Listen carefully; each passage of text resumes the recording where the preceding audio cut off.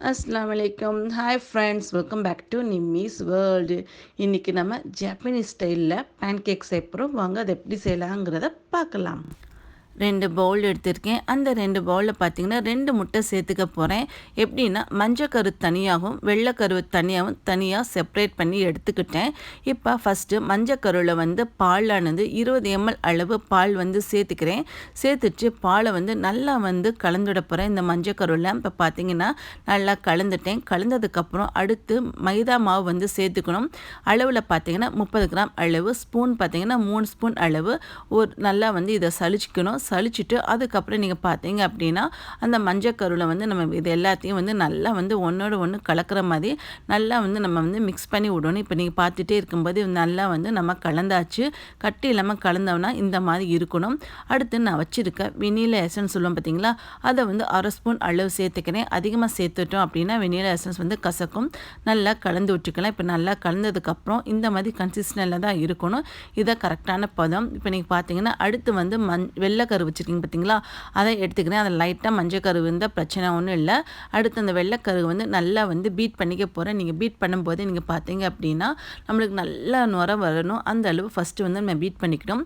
பார்த்துட்டே இருக்கும்போது உங்களுக்கு தெரியுது நல்லா வந்து நுர வந்து ஆரம்பிச்சிருச்சு.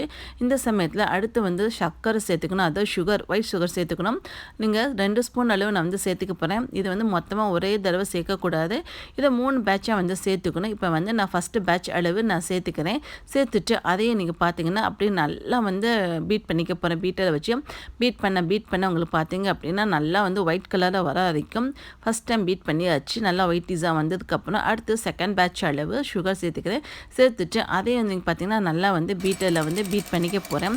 பீட் பண்ணும்போதே உங்களுக்கு தெரியல எப்படி வந்து நல்லா சாஃப்டாக வந்துருக்குன்னு. அடுத்து நீங்கள் பார்த்தீங்கன்னா தேர்ட் பேட்ச் அளவு சுகரும் இதோடு சேர்த்துட்டு நல்லா பீட் பண்ணி எடுத்தோன்னா நம்மளுக்கு செம்ம சூப்பராக க்ரீமி மாதிரி ஃப்ளஃபியாக பொங்கி வரும். வந்ததுக்கப்புறம் மஞ்சக்கரு வச்சுக்கோங்க பார்த்தீங்களா, அதில் வந்து பேக்கிங் பவுடர் அது 1 ஸ்பூன் அளவு சலிச்சு எடுத்து சேர்த்துட்டு அதையும் வந்து நான் நல்லா மிக்ஸ் பண்ணி விட்டுக்கிறேன். இப்போ நீங்கள் பார்த்தீங்கன்னா நல்லா மிக்ஸ் ஆகிடுச்சு. இந்த மாதிரி கரெக்டான கன்சிஸ்டன்சியில் தான் இருக்கணும். இந்த பதத்துக்கு வந்ததுக்கப்புறம் வெள்ளைக்கருவிலேருந்து கொஞ்சோன்னு எடுத்து மஞ்சக்கருவில் வந்து சேர்த்துச்சு அதே வந்து நல்லா வந்து கலந்து விட்டுக்கிற போகிறேன். நல்லா கலந்துட்டேன். திரும்ப இன்னும் கொஞ்சம் வந்து மஞ்சக்கருவில் வெள்ளைக்கரு வந்து சேர்த்துச்சு அதே வந்து நல்லா கலந்து விட்டுக்க போகிறேன். இப்போ நீங்கள் பார்த்தீங்கன்னா இந்த மாதிரி நல்லா நம்ம கலந்து விடும்போது கொஞ்சம் கெட்டியாக வரணும். இதுதான் வந்து கரெக்டான கன்சிஸ்டன்சி. இந்த சமயத்தில் வெள்ளைக்கருகை பீட் பண்ணி வச்சுருக்கோம் பார்த்தீங்களா, அதில் இந்த மஞ்சள் கருவானது சேர்த்துக்கணும். சேர்த்துட்டு நம்ம மிக்ஸ் பண்ணிடக்கூடாது. நல்லா வந்து சாஃப்டாக வந்து ரொம்ப கேர்ஃபுல்லாக வந்து ஃபோல்ட் பண்ணிக்கணும். இப்படி பார்த்தீங்க அப்படின்னா இந்த மாதிரி ஃபோல்ட் பண்ணிக்கணும். முக்கியமான விஷயம் இதில் என்ன அப்படின்னா கரு வந்து தண்ணி ஆகாத மாதிரி அந்த சமயத்தில் டக்கு நம்ம சேர்த்துன்னு நல்லா ஃபோல்ட் பண்ணதுக்கப்புறம் ஒரு பிளாஸ்டிக்கில் வந்து நான் வச்சா பீட் பண்ணி வச்சுருக்கேன். இந்த மாவு வந்து இதோட சேர்த்துக்கிறேன். சேர்த்துட்டு நான் வந்து ஓட்டை போட்டு நான் சேர்ப்பேன். நீங்கள் நார்மலாக கரண்டி வச்சு கூட செஞ்சுக்கலாம். இப்போ பார்த்தீங்கன்னா ரெடி ஆயிடுச்சு.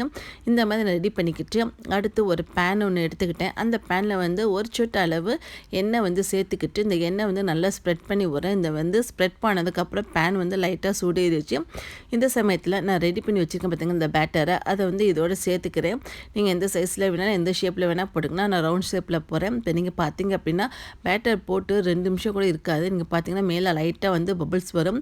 இந்த மாதிரி வர சமயத்தில் நம்ம பேட்டரை வந்து திருப்பி போட வேண்டியதான். திருப்பி போட்டோம் அப்படின்னா அந்த சைடு நம்மளுக்கு வெந்து வந்து நீங்கள் பார்த்தீங்கன்னா ஃப்ரண்ட் அண்ட் பேக் வந்து செம்ம சூப்பராக சாஃப்டாகவே ஃப்ளஃபியாக வந்து ரெடி ஆச்சு.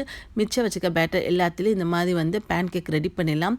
அவ்வளோதான், நம்மளுக்கு செம்ம சூப்பரான எம்மியான டேஸ்டியான ஜாப்பனீஸ் ஸ்டைலில் ஸ்ட்ரீட் ஃபுட்டான பேன்கேக் ரெடி ஆகிடுச்சு. இது டேஸ்ட்டு செம்மையாக இருக்கும்.